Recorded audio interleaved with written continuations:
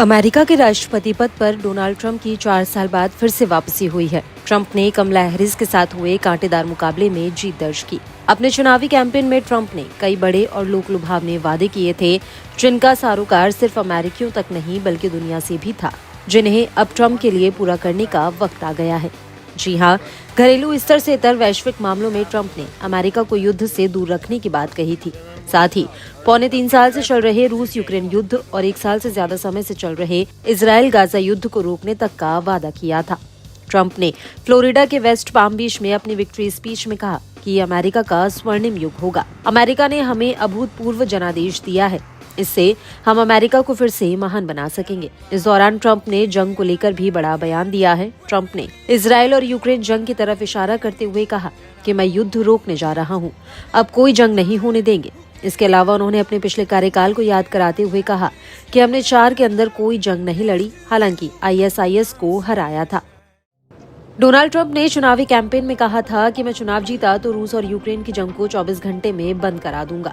भले ही 24 घंटे में ऐसा संभव नहीं हो पाए, मगर इसके पीछे ये साफ संकेत है कि यूक्रेन को सपोर्ट जरूर बंद या कम हो सकता है। जैसे ही अमेरिकी मदद मिलनी रुकेगी, रूस यूक्रेन के बीच शांति वार्ता की पहल तेज हो जाएगी।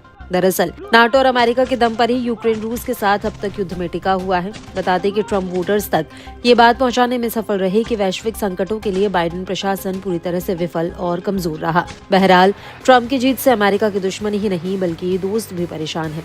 उन्हें आशंका है कि क्या उनका दूसरा कार्यकाल भी पहले की तरह उठापटक से भरा रहेगा। खास तौर से ट्रंप की नाटो से हटने की धमकियां भी इसमें शामिल हैं।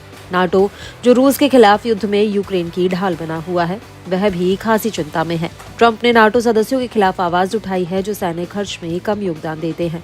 ट्रंप ने पिछले कार्यकाल में चेतावनी दी थी कि वे नाटो में सैन्य खर्च में कमी करने वाले देशों का बचाव नहीं करेंगे, साथ ही रूस को उनके साथ जो चाहे करने के लिए भी प्रोत्साहित करेंगे।